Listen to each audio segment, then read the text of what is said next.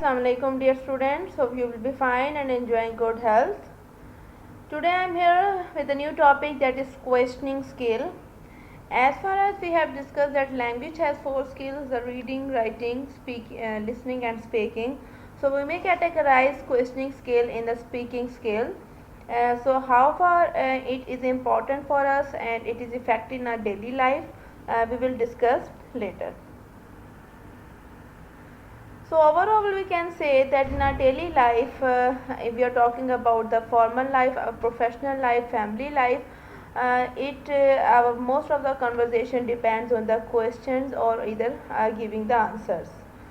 So we may say that some individuals are able to maximize the effectiveness of the workplace communication through use of the skill questioning technique. So you have to cover this one and you have to work this one, that how far your critical thinking is good, so you may answer accordingly. Okay, next one. They are aware from that some of the questions can be asked in many different ways and each of these ways can achieve a different response. It is possible to improve your questioning skill and you must be aware that which question you have to ask, in what way, in which way you have to ask, and what will be the response from the second person. So by keeping in mind the different techniques and the answer skills also, so you are able to question according to the context. So what are the different techniques we will discuss now? That overall the question is divided into 2 parts. First one is the open and second one is the closed question. First one is open question and second one is a closed question. So what is the open question and closed question? So open question means the question in which you may add your personal opinions, you may add any other information that you want. It is an open-ended questions. You are having the relaxation to answer in any way. But whereas we are talking about the closed question, we are not able to talk about the irrelevant discussion also. You have to give the specific information in yes or no, or might be talking about the true or false, or might be talking about the fill in the gaps, like objective type or the short questions that we have in our examination or in our daily life. Now we will talk about the different characteristics of the open and closed question, how far they are different from each other. So open questions, the benefit of open questions are they tend to encourage people to talk, open and expand their information. So overall we can say they can serve to loosen up the flow of ideas or useful for what you are interested, when you are interested in gaining the widest possible response from students or might be any other. So open-ended questions are almost used for the interview, for the sake of interview, in which the personality of a person or the background or anything that the candidate wants to tell can be expressed in open-ended questions. But as far as talking about the closed questions, like to encourage a short answers, useful to save the time as well, to check the facts and check the details. And in the closed questions, inexperienced workers use they feel happy, or you maybe say they're relaxed in attempting the short questions. And sometimes we just need the bare facts or to get straight to the point. Asking open question in this kind of situation will not meet our needs. If we want to take some extra details, we will focus on the closed question, open-ended question. And if you want to save the time and you just need to discuss the fact and figure, you will work on the short question or the open close-ended question. So here are the different phrases that you may use to ask the question. And in this table there is a you may say that example for you. And next, this is for open questions.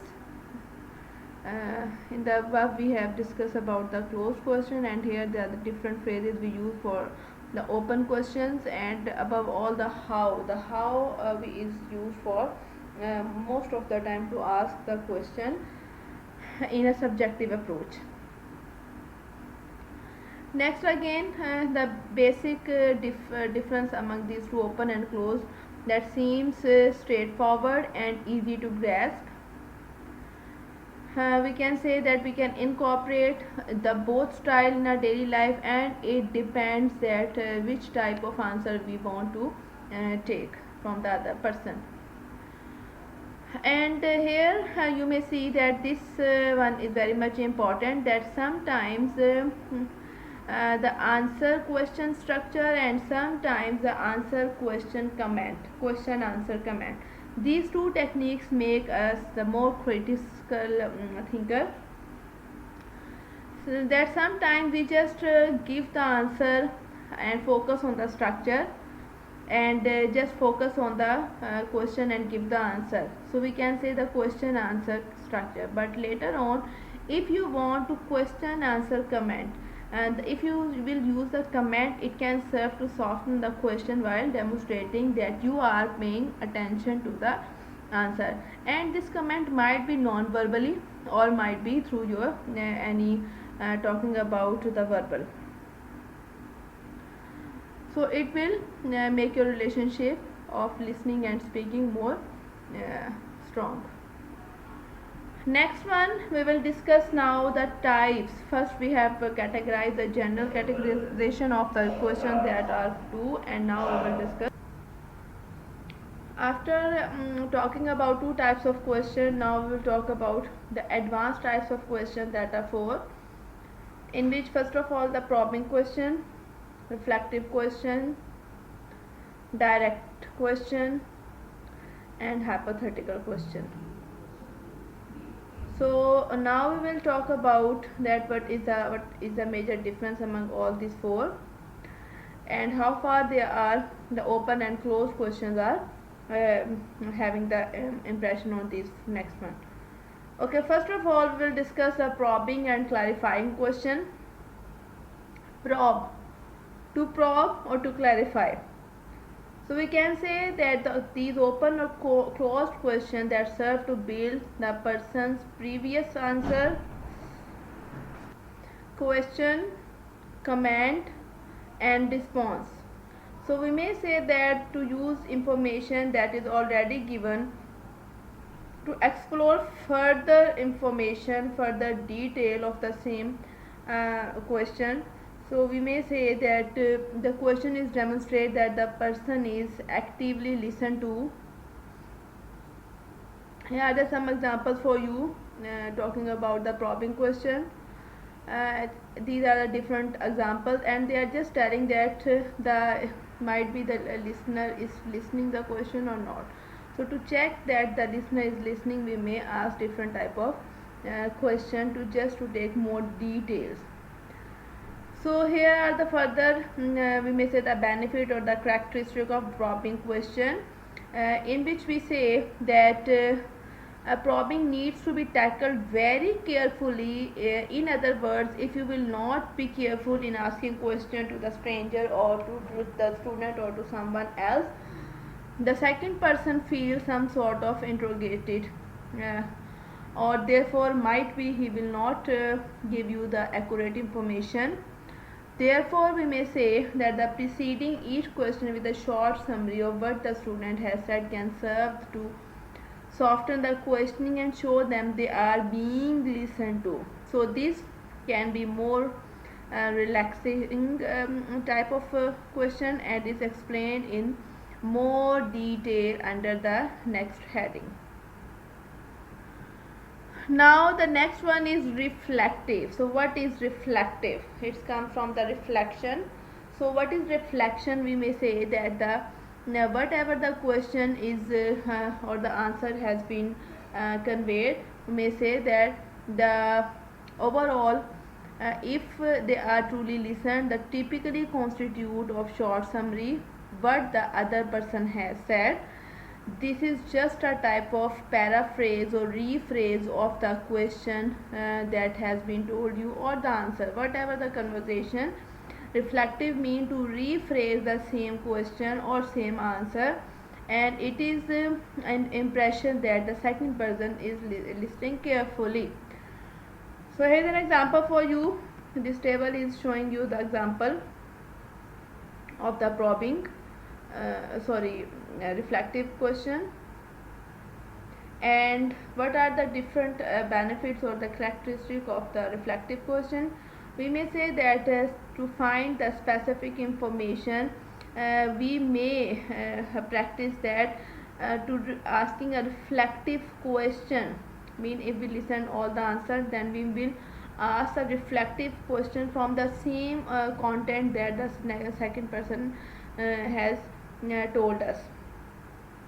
So we may say that the reflective comment or question, the student knows that they are being listened to. Okay, third one is a hypothetical question, and hypothetical question most of the time used in the labs or by the to perform any experiment, or to take here they are talking from the business point of view, mean to test their creativity of the candidate or the students and their mentality and their knowledge and awareness regarding to any topic. So we may say that the hypothetical questions has been used. So in the next table you may see the example of this one, hypothetical question. And next one is the direct question. Direct question mean we intend to ask the question to the specific person, or to take the person's attention, specific person attention. And like here's the example for you, the tell me Jane, explain to me John, and describe to me Jill, like some sort of, we may say to call the other person name and to talk with him.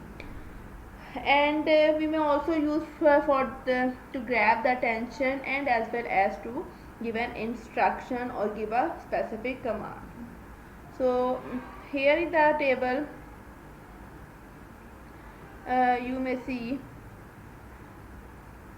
that example of the hypothetical question.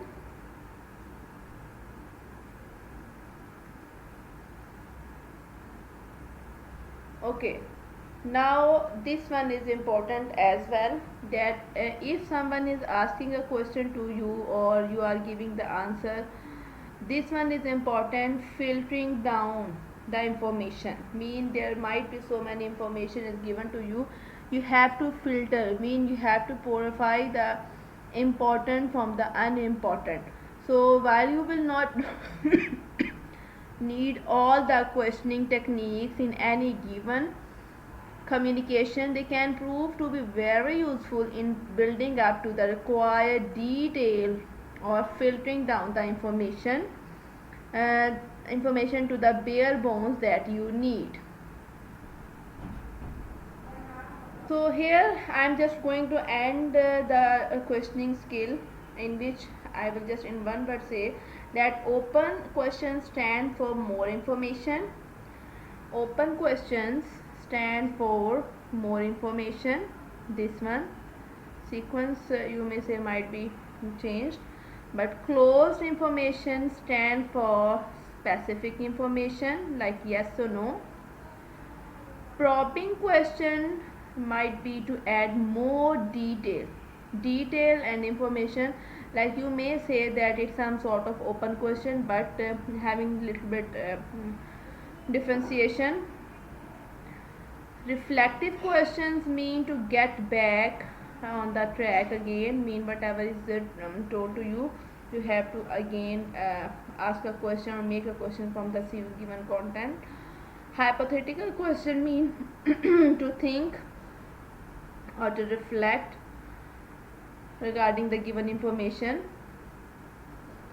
And direct question mean an instruction or any command to get attention.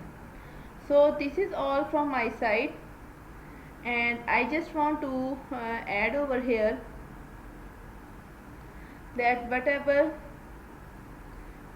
type of question you select, we must be critical thinker.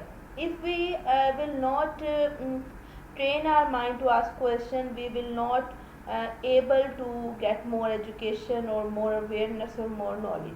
For therefore, from the student's point of view, that is very much important. While listening a lecture, you must write down or note down 3 to 4 questions regarding to the same topic.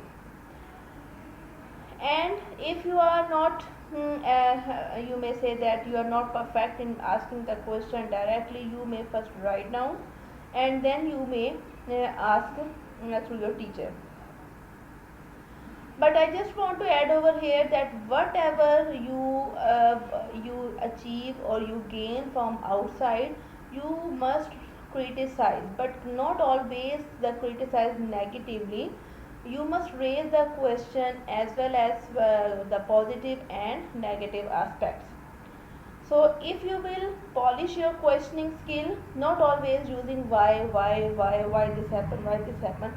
So you have to replace this why with how. How can it be resolved? What is the solution? So if you will always raise the question on with why, it will not be helpful for you. So if you will use how, so it will be good for you and make you a good critical thinker, and you will be able to ask a good question, a relevant question according to the context. Okay ji, thank you dear students, this is all from my side. Stay blessed all of you. Allah Hafiz, have a good day.